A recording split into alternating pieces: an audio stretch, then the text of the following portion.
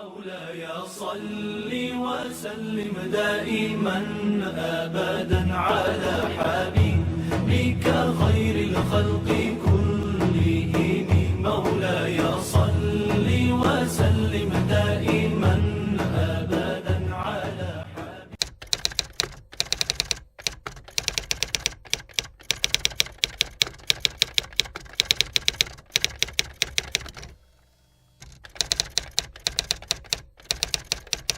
Ini pertanyaan bagus ini.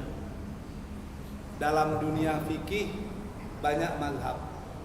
Ada Hambali, Maliki, Hanafi, Syafi'i dan lain sebagainya. Bahkan ada ulama fikih yang sangat hebat, dianggap bintang dari segala imam. Tapi sayang mazhabnya tidak berkembang. Imam Auza'i namanya, itu luar biasa hebatnya. Sehingga imam-imam yang lain juga sering menyebut-nyebut namanya itu. Ada mazhab Zahiri, Daud Az-Zahiri, yang memandang hukum itu secara tekstual dan sangat tekstual.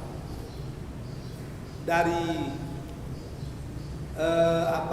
dari fikih banyak mazhab.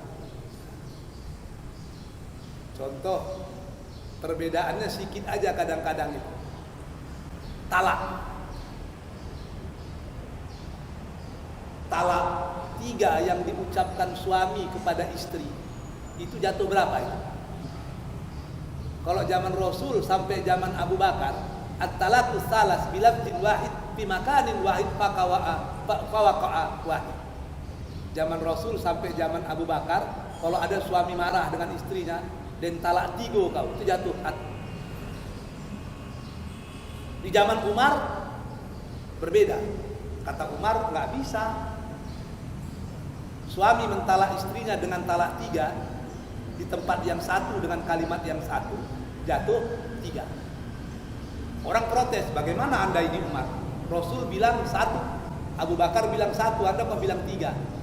Kata Umar, di zaman Rasul dan zaman Abu Bakar, para suami itu masih takut mentalak istrinya. Ku tengok sekarang orang sudah mudah-mudah mentalak istrinya. Kalau ini tidak diakhiri, nanti akan terjadi gila talak. Maka stop hari ini. Kalau dia mentalak 3 langsung, fawaqa'at salah, jatuh 3. Di imam-imam mazhab sama. Muncul Ibnu Taimiyah.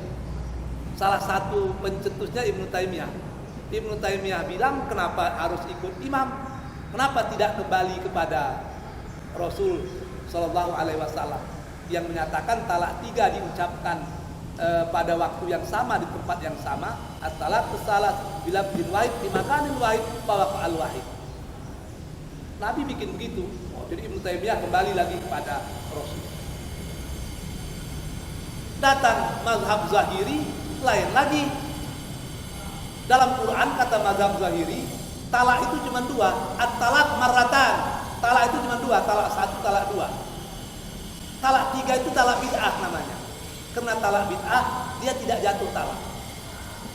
Karena tidak ada dalilnya talak 3 itu. Karena tidak jatuh, tidak ada hukum, tidak ada ilahnya. Kalau tidak ada ilah, tidak ada hukumnya. Bagi Zahiri tidak ada talak itu. Di sini pintarnya orang Minang.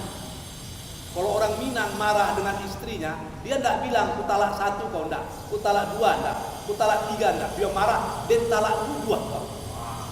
Talak 3 aja talak bid'ah tidak jatuh talak, apalagi jangan talak 7. Jadi pagi ditalak, sore udah bisa pulang ke rumah balik. Gitu. Kan itu aja udah berbeda itu kan, udah berbeda itu. Dari akidah berbeda lagi, ada Qadariyah, Jabariyah, macam-macam. Pertanyaannya, apakah mazhab-mazhab itu tidak mengikuti sunnah? Mengikuti. Selagi dia punya dalil, itu masih bisa dipegang. Yang keluar dari jalan Allah itu, jalan Rasul dan jalan Allah dan jalan Rasulnya, kalau beramal tanpa dalil. Yang terjadi adalah perbedaan dalam menafsirkan dalil itu biasa. Aula mastumun nisa, kata Imam Syafi'i, asal bersentuh aja, sengaja tidak sengaja aja batal wudu.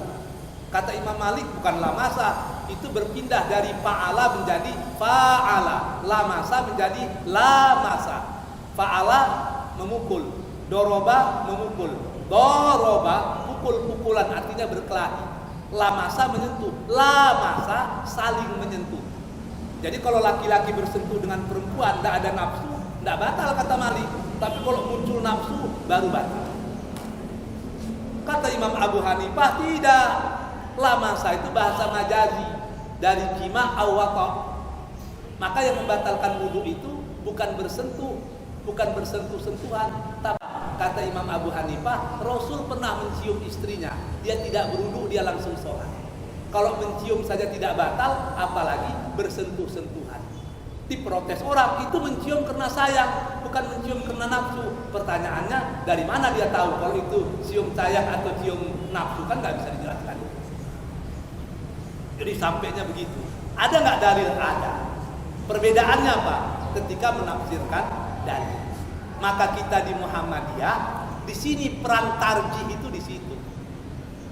Bagaimana dari dalil-dalil yang ada, dari pendapat-pendapat yang ada, kita tarjihkan. Mana yang lebih dekat bukan kepada otak orang Muhammadiyah, tapi mana yang lebih dekat kepada ruhus syariah, maqasidus syariah. Apa sebetulnya inti dari syariah yang diinginkan oleh Allah dan Rasulnya. Nah, kembali lagi